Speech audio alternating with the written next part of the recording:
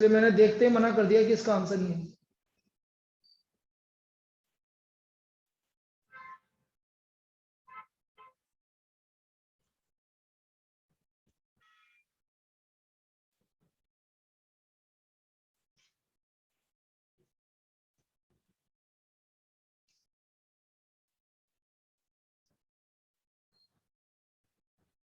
अरे भाई मैंने क्या बोला, सबों में इसको x1 y मानता हूं, तो बी एक्स वाई आ गया, ये उधर जाएगा -3/2। ये दूसरी इक्वेशन मुझे गिवन है 3x - 5y + 8 = 0। यदि मैं इसको y1x मानता हूं, ये आ गया -3/-5 3/5। तो बेटा डज नॉट एग्जिस्ट। क्यों नहीं है डज नॉट एग्जिस्ट?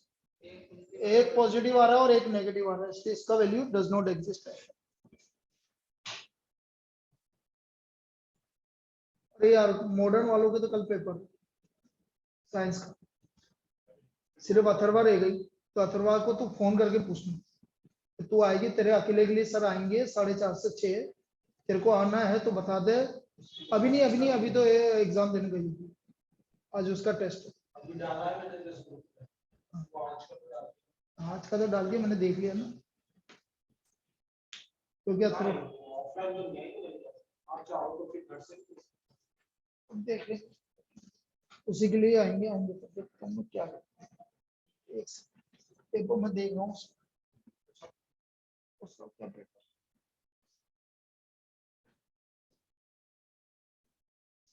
एक काम और कर सकते हैं, आप घर से क्लास ले लो, यदि अथर्वा का ये सीन है तो, और मैं यहाँ से 5 बजे क्लास करना करवा के चल रहा हूँ, ऐसा कर लो, कर जाएगा मैंने ऐसा करेगा। उसका आज इंग्लिश का पेपर,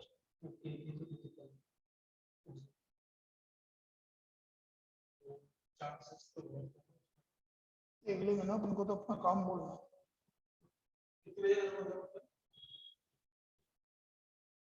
12 बजे करीब पूछ।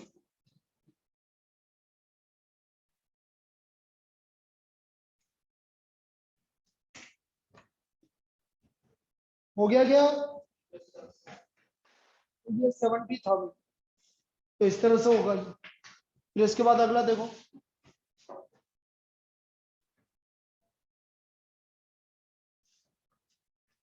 मैंने एक और प्रॉब्लम दी थी इसमें, बस यही दी थी। नेक्स्ट प्रॉब्लम है क्वेश्चन नंबर 87। आपको गिवन है 8x + 10y = 25, 16x + 5y = 12, variance of x given है आपको 25, स्टैंडर्ड डेविएशन ऑफ y निकालना। पहले तो बेटा मुझे r निकालना पड़ेगा, बिना r निकाले तो काम नहीं चले। तो मैंने यहां से सपोज मैंने इसको x1 y माना, तो बी एक्स वाई हो गया आपका -10/8, तो ये y1x हो गया, तो इसका बी वाई एक्स हो गया आपका -16/5। तो ये गलत हो गया, ये गलत आ रहा है। क्या आ रहा है? ये गलत आ रहा है। क्यों गलत आ रहा है? मल्टीप्लाई ज्यादा आ रहा है, तो ये इसका मतलब ये x1 y नहीं है, ये क्या है? तो कितना आ गया? -8/10। तो बी एक्स वाई हो गया, ये कितना हो गया? -5/, और क्या आ गया? नेगेटिव आ गया भाई।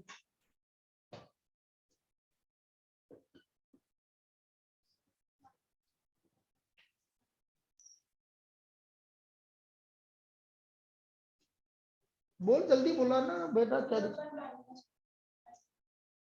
इसका उल्टा करेगी तो -8/10, इसका उल्टा करेगी तो -5। ये तो गलत है ना, तो बी एक्स वाई की जगह ये बी वाई एक्स हो गया और उल्टा हो गया, बी वाई एक्स की जगह बी एक्स वाई हो गया। ये आ गया, आर की वैल्यू कितनी आ गई? -0.5। अब मेरा फॉर्मूला क्या होता है देखो उधर, B x Y equal to R, मैंने क्या निकाला? कुछ भी निकाल लो, S x upon B x Y की वैल्यू कितनी है?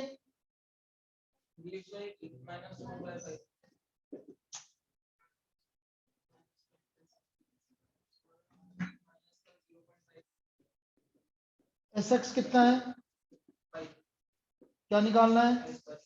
निकाल के बताओ ना बेटा। हाँ एस वाई की वैल्यू क्या आ गई एस वाई की वैल्यू 8। पहला काम क्या है, आपको बी एक्स वाई और b Y x find out करना है। यदि उसमें कंफ्यूजन हो रहा है तो बहुत बड़ा कंफ्यूजन, और मुझे लग रहा है उसी में तो जारी है। तो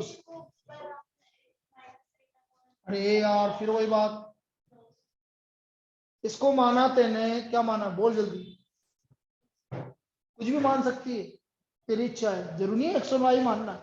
आप इसको वाई और एक्स भी मान सकती है, लेकिन मैंने अभी भाई मैं तो जनरल, मुझे पता थोड़ी कौन सी है, तो मैं क्या मानूंगा इसको। सपोज मैंने एक्स वन वाई माना,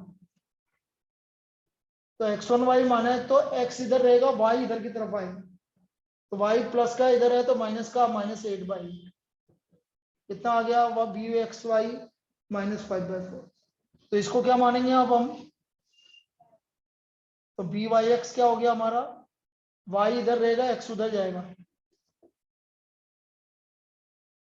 लेकिन इन दोनों का मल्टीपल 1 से ज्यादा आ रहा है, इसका मतलब ये एक्स वन वाई नहीं है, तो कौन सी है, तो वाई ऑन एक्स है, तो इसका बी वाई एक्स क्या हो गया उल्टा माइनस, और ये अब वाई ऑन एक्स ये भी नहीं है, तो ये क्या है, तो बी एक्स वाई क्या हो गया।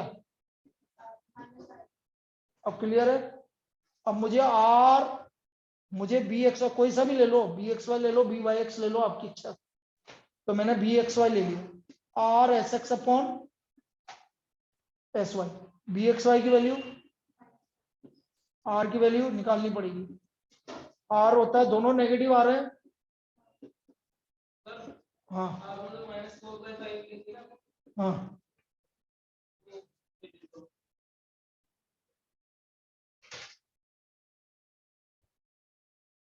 इसकी वैल्यू ली थी मैंने तो बी वाई एक्स लिया होगा फिर। मैं उसको देख गया था आर कितना आ रहा है भाई, बी एक्स वाई कितना है आपका, minus s x S y, तो एस वाई की वैल्यू कितनी है अभी, तो चाहो तो बी वाई एक्स से निकाल लो, ये लो B Y X, B Y X से निकालोगे तो भी यही आएगा, R S x S Y upon B Y X कितना है तेरा, आर माइनस का 0.5, एस वाई निकालना है, एस एक्स कितना है 5, वो तो वही आएगा, उसमें कोई दिक्कत नहीं, सोल्व कर लेना वही आएगा, लिख लो अब इसको। ये प्रॉब्लम मैंने पूछी थी इस बार, और सारी प्रॉब्लम इसमें कवर हो गई। अब एक दो फॉर्मूले और लिखवा के और ये कंप्लीट हो गया, और क्या, रिग्रेशन में यही तो है, और क्या।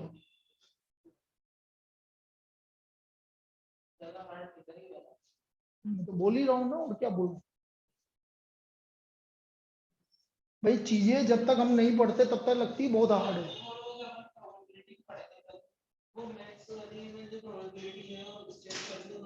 मैथ्स की कहाँ प्रॉब्लम,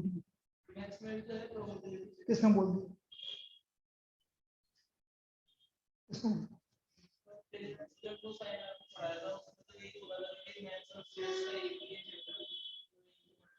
स्टेट की मैथ्स में है ही नहीं प्रॉब्लम,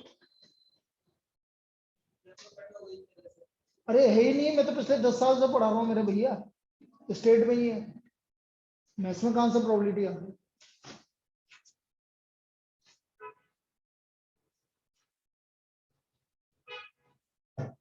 जब से मैंने स्टार्ट किया स्टेट में ही है। हाँ वो है ना, हमारे ना मॉड्यूल में लिखा हुआ है ये थ्योरी में कुछ कुछ कि भाई पहले मैथ्स में थी अब फिर स्टेट में मानने लग गई, इसलिए शायद वो पूछ रहे हैं। ना ना ना, ये बोल रहा है कि भाई मैथ्स में है, वैसे प्रोबेबिलिटी चैप्टर जो है वो मैथ्स का टॉपिक है, लेकिन तुम्हारे स्टेट में डाल रखा है स्टार्टिंग से। हाँ वो थ्योरी में लिखा हुआ है सर ये। हाँ तो ये मैथमेटिकल है लेकिन स्टेट में डाल रखा है, अपने सीए में तो स्टेट में है स्टार्टिंग से ही, मैथ्स में तो यही नहीं आज तक। भाई पहले सीबीटी चलता था तब भी मैं स्टेट में ही थी, मैथ्स में तो थी नहीं।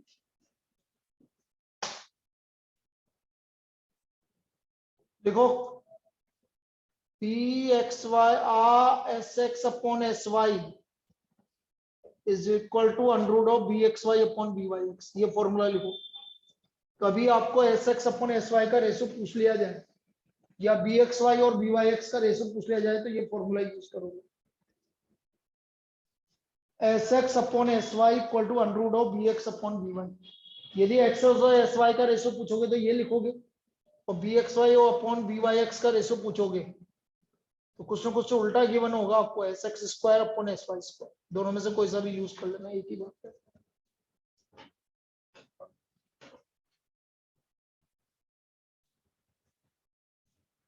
If r equal to 1 and minus 1,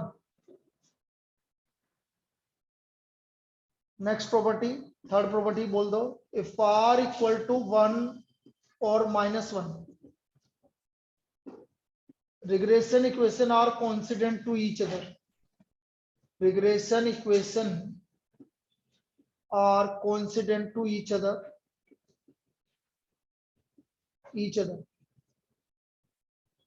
bracket में लिख लेना पैरेलल। रिग्रेशन इक्वेशन एक दूसरे के पैरेलल होगी या कोइंसिडेंट होगी। जैसे कभी ऐसा आपको गिवन हो कि 5x + 3y = 7 और इज द रिग्रेशन इक्वेशन। एक ही रिग्रेशन इक्वेशन गिवन है आपको, और मैं आपसे पूछूं r क्या होगा, तो मैं वैसे देख के ही बता सकता हूँ r - 1 होगा, क्योंकि एक ही इक्वेशन है, यही x1 y है, यही y1 x है इसमें। तो 5x ये 3y उधर जाएगा तो माइनस का, मतलब bxy आपका काय का आ रहा है, नेगेटिव आ रहा है, byx भी नेगेटिव आएगा, दोनों एक दूसरे के उल्टे आएंगे तो r क्या आएगा, -1। यदि आपसे ये पूछा जाए यही इक्वेशन है 7x - 4y + 11 = 0, तो इसका बिना देखे समझे क्या बोल सकते हैं, r1। क्यों? क्योंकि स्लोप पॉजिटिव आ रहा है।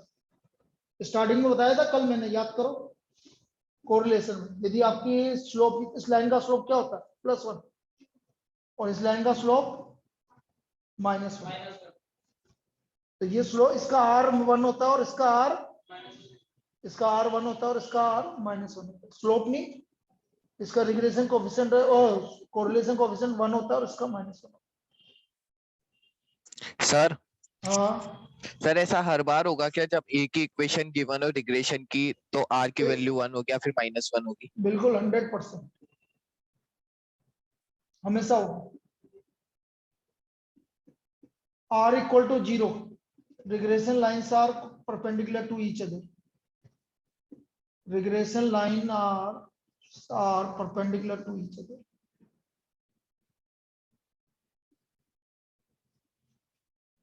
Regression lines are perpendicular to each other.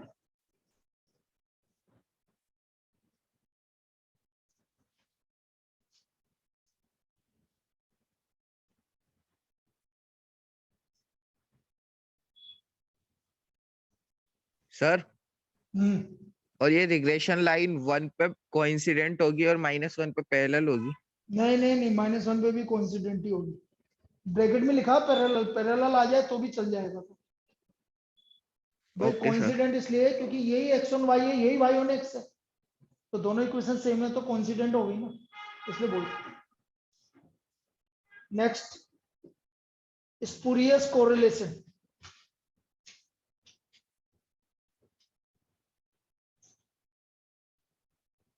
क्या बोला था भाई स्पूरियस कोरिलेशन की डेफिनेशन?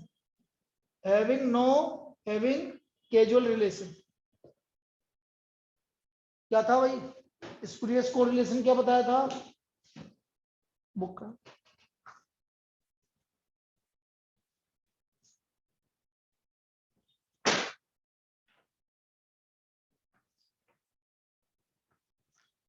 अरे क्या बताया था स्पूरियस कोरिलेशन? सर उनमें कोई कोरिलेशन नहीं होता सर। उसमें कोई कोरिलेशन नहीं होता सर उसमें, जैसे not casual. Price of petrol and price of milk. Sir आपने एग्जांपल भी हाँ बताया था। वो एग्जांपल दिया था।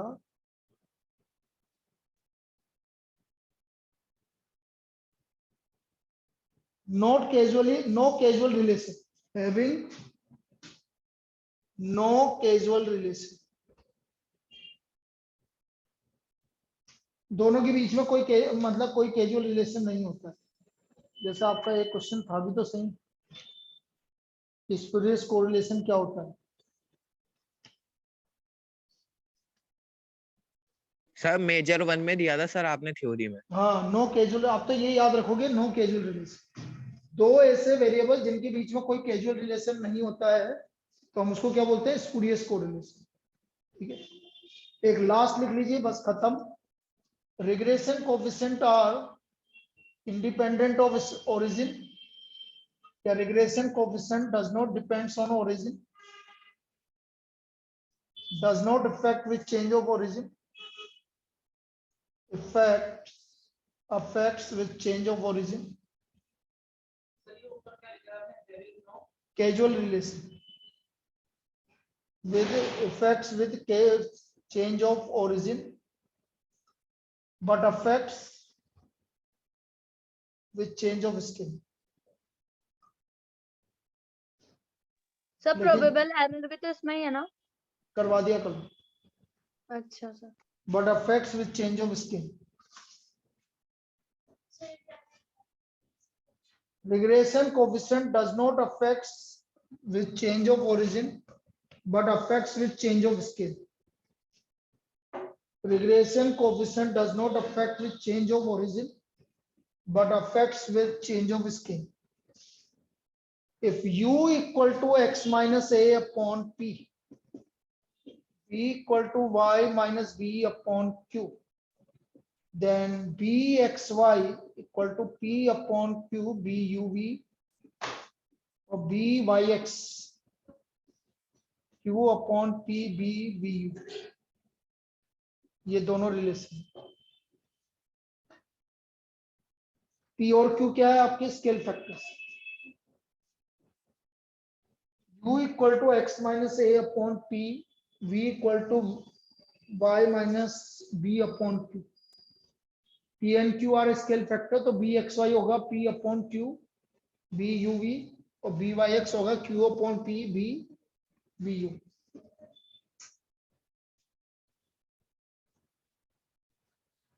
अब इसमें कैसे प्रॉब्लम आएगी? जैसे मैंने आपसे बोल दिया 2u plus 3x minus 7 equal to 0, 5v plus 3y plus 11 equal to 0, and a regression coefficient x on y is minus 0.35, then find regression coefficient u on v। तो मुझे u on v निकालना है। अब इसमें solve करना पड़ेगा बेटा, इसमें और कोई ऑप्शन नहीं है हमारे पास।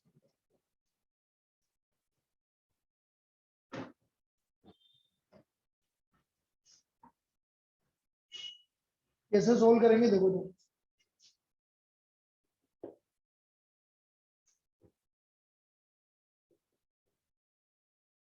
To u plus 3x minus 7 equal to 0,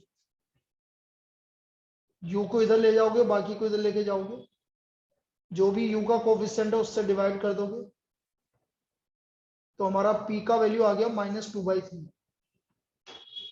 कोई बताया था p का वैल्यू क्या आ गया? -2/3। इसी तरह से q का वैल्यू निकालोगे, 5v plus 3y plus 11 equal to 0, 5v equal to -3y minus 11 -3/5y minus 11/5, तो q का वैल्यू आ गया -5/3। q का वैल्यू क्या आ गया? -5/3। अब मुझे प्रॉब्लम गिवन है bxy गिवन है आपको, तो फॉर्मूला ये लगेगा। जैसे इस तरह की प्रॉब्लम आज तक नहीं आई है तो ये थोड़ी लेंदी पड़ जाती है, इसलिए bxy की वैल्यू है -0.35, p की वैल्यू आ गई -2/3 -5/3 buv, उल्टा उल्टा कल भी बताया था, क्योंकि अपॉन में होता है ना, इसलिए अब इसको ये हो गया आपका -0.35 इक्वल टू 2/5 BUV, तो BUV हो गया -0.35 इंटू 5 डिवाइड बाई 2, बताओ कितना, -0.35 इंटू 5 डिवाइड बाई 2,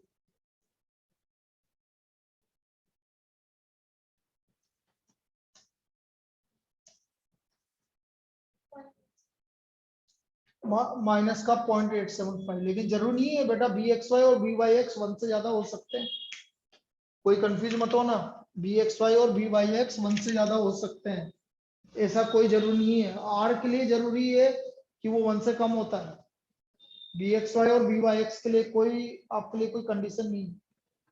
ठीक, चलिए ये हो गया भाई हमारा रिग्रेशन कंप्लीट।